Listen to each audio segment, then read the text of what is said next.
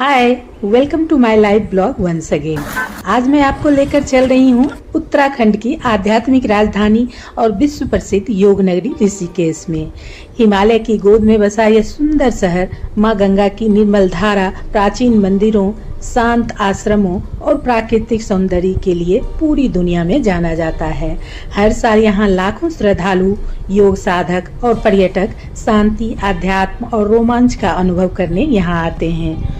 Family के साथ ऋषिकेश को बिना किसी परेशानी के घूमने के लिए हमने वहां के लोकल ट्रेवल एजेंसी से पूरे दिन के लिए कार बुक कर ली थी, परंतु आपको यहां पर रेंटल स्कूटी, ऑटो रिक्शा और शेयरिंग वाले लोकल टैक्सी कैब आसानी से मिल जाते हैं, जिससे आप यहां पर घूम सकते हैं। आज की इस एक दिन की यात्रा में हम दर्शन करेंगे नीलकंठ महादेव के, देखेंगे प्रकृति की गोद में बसे खूबसूरत नीर वाटरफॉल को, घूमेंगे तपोवन और वहाँ के मंदिरों में, लक्ष्मण झूला और उसके पास ही बने बजरंग सेतु को देखेंगे, घूमेंगे मंदिरों में, राम झूला और गंगा के किनारे बने प्रसिद्ध आश्रमों और मंदिरों के दर्शन करेंगे।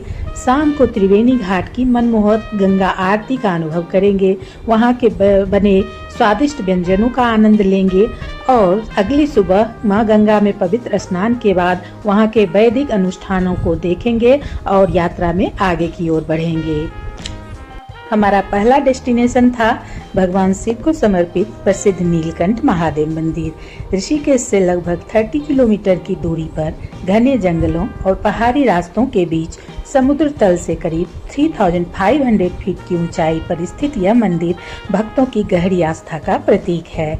यहाँ जाने के लिए आपको शेयरिंग जीप या टैक्सी आसानी से मिल जाती है, जिसका प्रति व्यक्ति फेयर करीब 150 रुपये लगेंगे।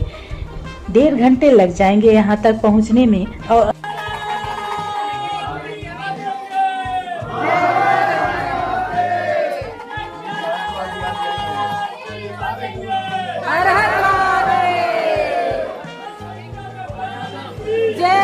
अगर आप पैदल जाना चाहते हैं तो लक्ष्मण झूला के पास गरुड़ चट्टी से यात्रा शुरू कर सकते हैं। 12 किलोमीटर की पैदल यात्रा में करीब 4 से 5 घंटे आपको लग जाएंगे। पौराणिक कथाओं के अनुसार समुद्र मंथन के दौरान निकले विष को भगवान शिव ने इसी जगह ग्रहण किया था। विष के प्रभाव से उनका कंठ नीला पड़ गया और तब से ये नीलकंठ महादेव नाम से पूजे जाते हैं। मंदिर के प्रवेश द्वार पर ही भगवान शिव के विष पीने की विशाल पेंटिंग बनी हुई है। सुबह जितनी जल्दी आप यहाँ पर पहुँचेंगे, भीड़ उतनी ही कम होगी और क्यू में आपका टाइम उतना ही कम लगेगा खड़ा रहने के लिए।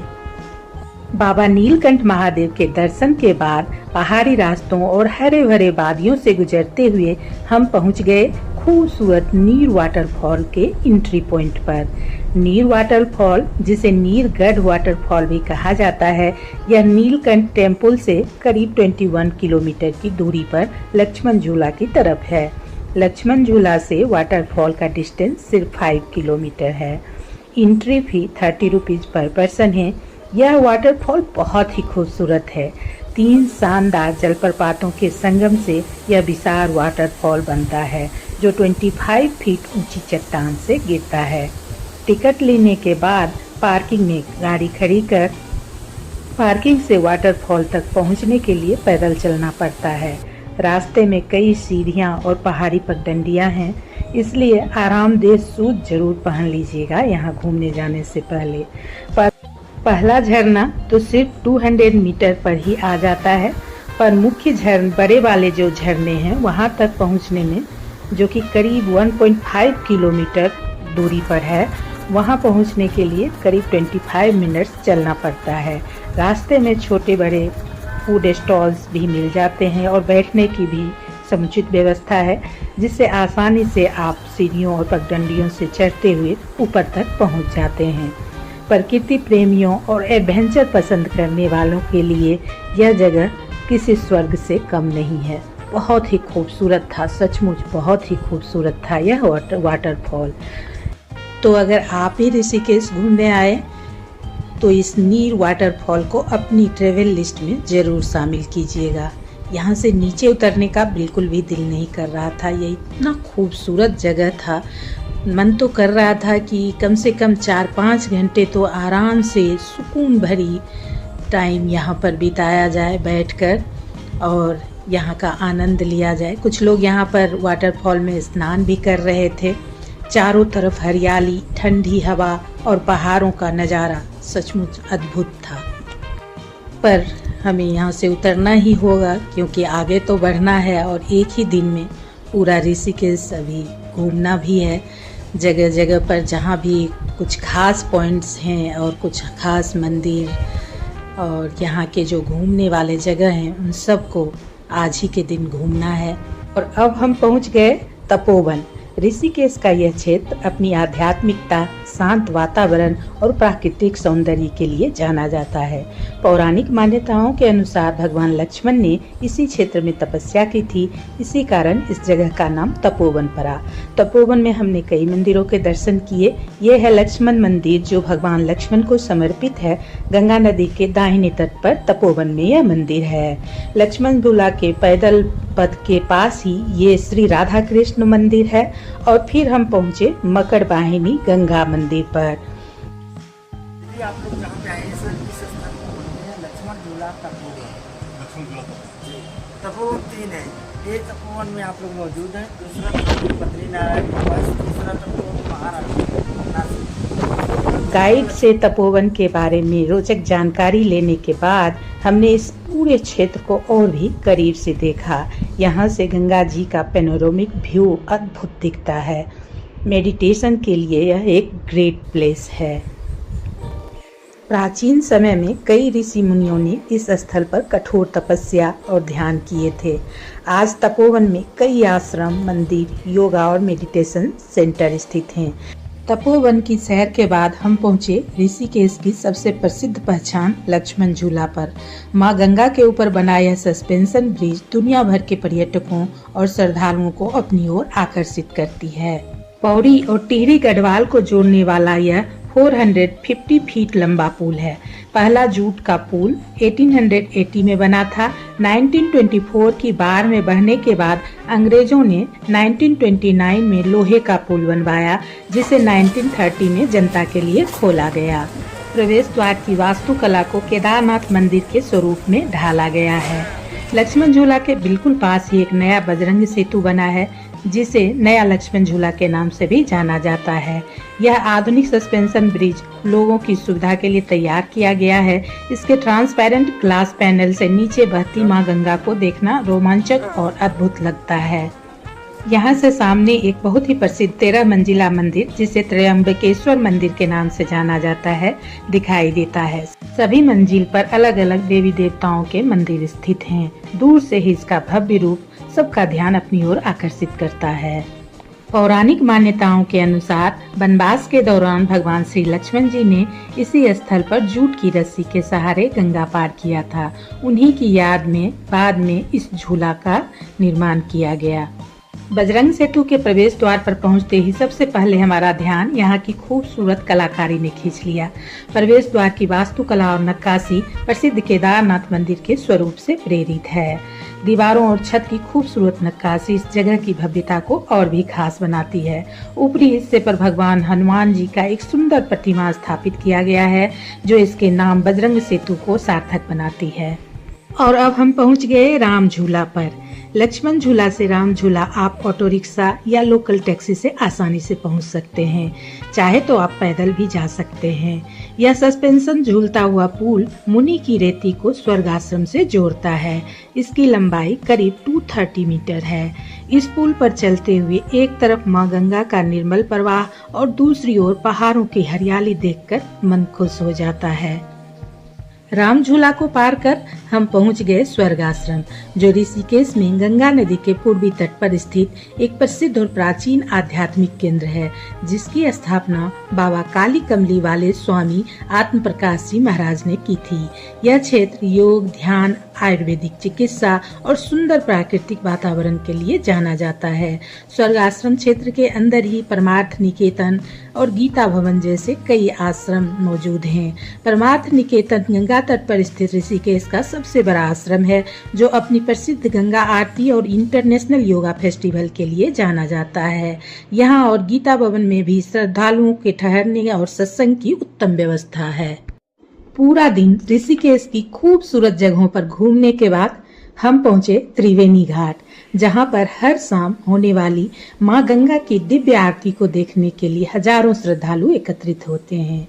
त्रिवेणी घाट, जहां 3 पवित्र नदियों का संगम माना जाता है, वहां पर यह दिव्य आरती शाम को 6 बजे से 7 बजे के बीच होती है। वैदिक मंत्रोच्चार, भजनों की गूंज और दीपदान के द्वारा यह आरती संपन्न की जाती है। जैसे ही शंखनाद और मंत्रों की गूंज शुरू होती है, पूरा वातावरण भक्तिमय हो जाता है। आस्था, भक्ति और आध्यात्म से भरा यह अलौकिक दृश्य सभी के दिल को छू जाता है। आइए बिना कुछ और कहे इस दिव्य गंगा आरती का आंखों देखा हाल और अनुभव आपके साथ मिलकर शेयर करती हूँ।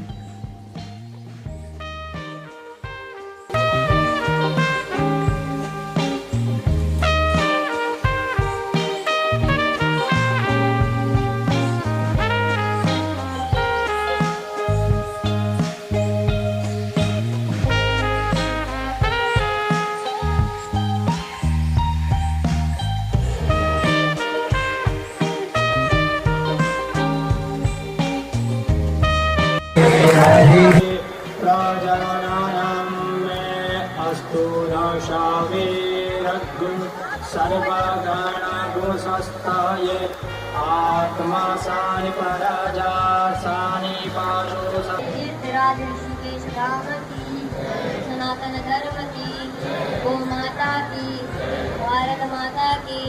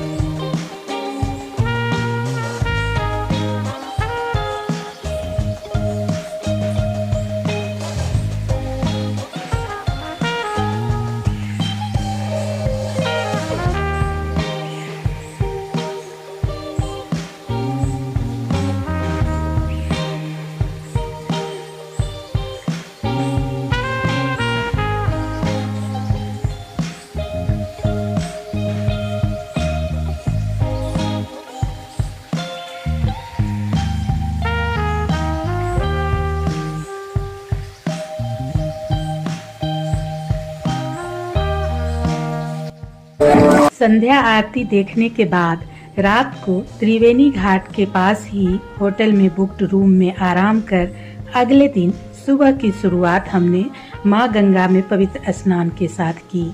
सुबह की ठंडी हवा, उगते सूरज की सुनहरी किरणें और मां गंगा के निर्मल प्रवाह में स्नान से मन दिव्यता से भर गया। हिंदू धर्म में मां गंगा को सिर्फ एक नदी नहीं बल्कि मोक्षदायिनी मां का दर्जा दिया गया है।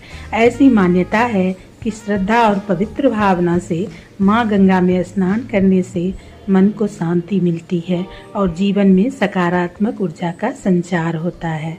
सचमुच स्नान के समय इसकी अनुभूति हमें भी हो रही थी।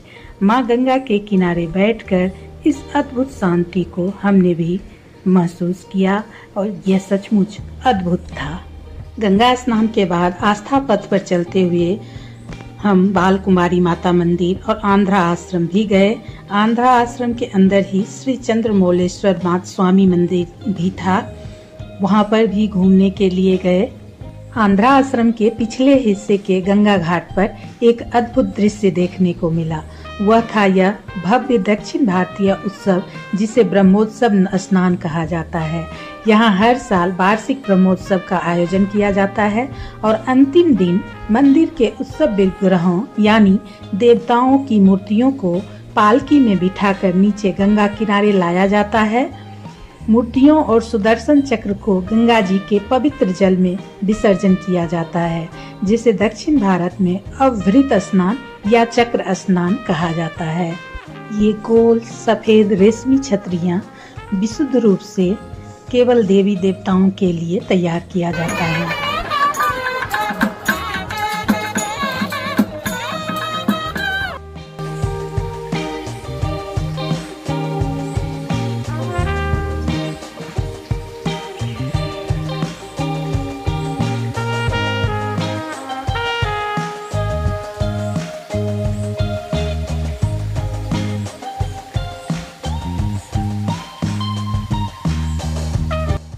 माँ गंगा के आशीर्वाद के बाद अब बारी थी एक स्वादिष्ट ब्रेकफास्ट की। सुबह की ताजी हवा में परिवार के साथ बैठकर ब्रेकफास्ट करने का अलग ही आनंद था। यात्रा के दौरान ऐसे छोटे छोटे पल ही यादगार बन जाते हैं। स्वादिष्ट नाश्ता को हमने एंजॉय किया, फिर आगे की यात्रा यानी देहरादून के लिए रवाना हो गए और इसी के साथ ऋषिकेश की हमारी एक दिन की खूबसूरत यात्रा यहीं पर समाप्त होती है। अगर आप भी ऋषिकेश आने की योजना बना रहे हैं तो इन जगहों को अपनी यात्रा में जरूर शामिल कीजिएगा। उम्मीद है आपको हमारा यह सफर पसंद आया होगा। वीडियो अगर अच्छा लगे तो इसे लाइक और अपने दोस्तों और परिवार के साथ शेयर करना और चैनल को सब्सक्राइब करना बिल्कुल ना भूलें। मिलते हैं अपने अगले ब्लॉग में एक नए सफर और नई जगह के साथ। हर हर महादेव, जय गंगा मैया।